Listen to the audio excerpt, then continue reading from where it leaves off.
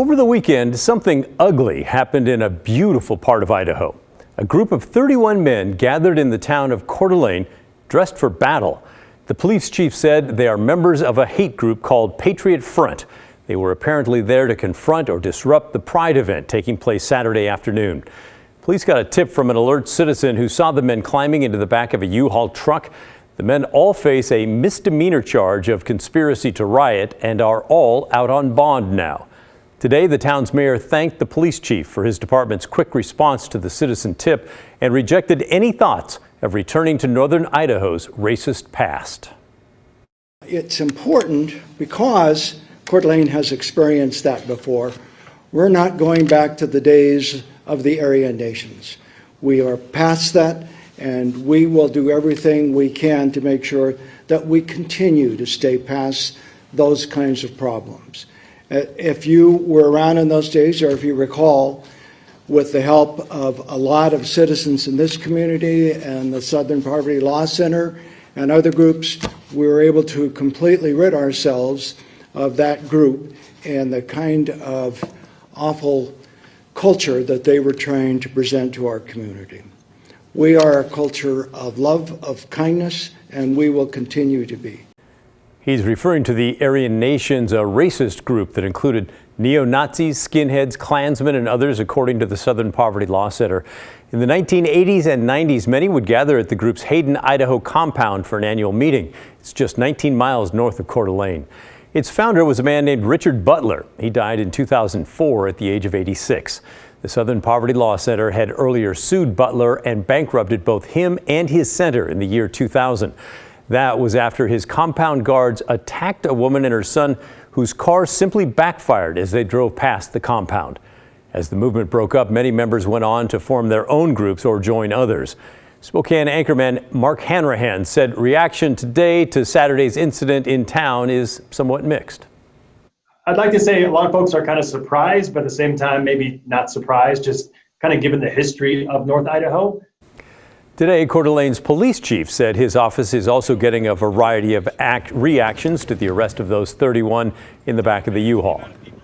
Of the 149 calls that we know of so far that have come in, they're about 50-50 split between individuals in our community who are happy to give us their name and tell us that they're proud of the work that we did and they're happy to be a part of this community, and the other 50% who are completely anonymous and who want nothing more than to scream and yell at us and use some really choice words, offer death threats against myself and other members of the police department merely for doing our jobs. The chief said there had been some threats to the Pride celebration before the weekend, and because of that, he'd increased the number of officers working on Saturday. And as online rumors took off, he knocked down a couple today. Let me be very clear here. These were not law enforcement officers that we arrested. These were members of the hate group Patriot Front.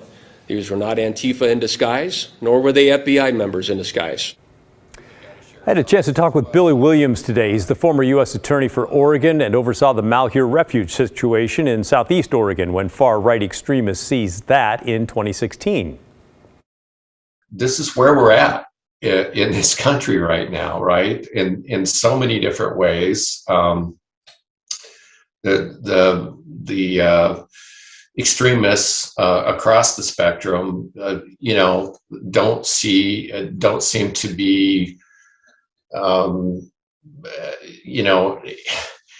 they want to take action. They want to make a statement. They want to engage in physical and different forms of intimidation. So no one should be surprised that this kind of event would take place. Williams says the Coeur d'Alene arrests on such minor charges is yet another example of why Congress needs to pass a national law making it a crime to be a domestic terrorist. It's great to talk about it.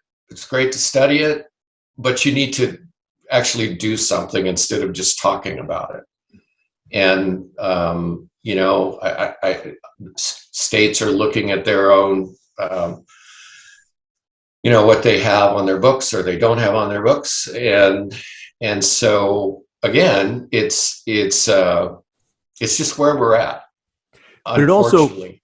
sort of to circle back to one of the points you were making, though, is that if folks see people going to prison for doing this, maybe it's not such a fun party for them anymore.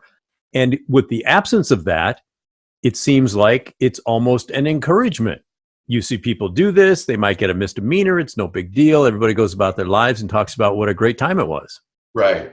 No, absolutely. I just, it's like holding people accountable for state, federal, local, and tribal crimes. Now, if you don't do it, gee whiz, people, it's not a deterrent, right, for them to engage in repeated criminal conduct. And so this isn't rocket science. This is stuff we know from decades of passing laws and again, theoretically holding people accountable. But if you don't hold them accountable, they don't care. And in the absence of a federal law, would you urge states to quickly adopt their own laws? Absolutely. I think many have taken the lead in that already. And I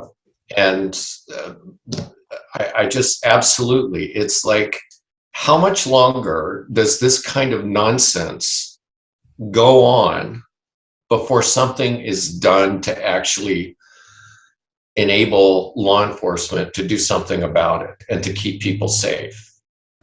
In the meantime, it's apparently up to citizens to do what they can. Here's the Coeur d'Alene police chief again. I would tell you that the biggest lesson I think that we have for not only members of our community, but law enforcement in general and our public as a whole, is that one concerned citizen can prevent something horrible from happening. This one concerned citizen, rather than pulling out their phone and videotaping this for their 15 minutes on YouTube or Snapchatting it or something like that, took the time to call 911 and report some suspicious activity. And as a result, we likely stopped a riot from happening downtown.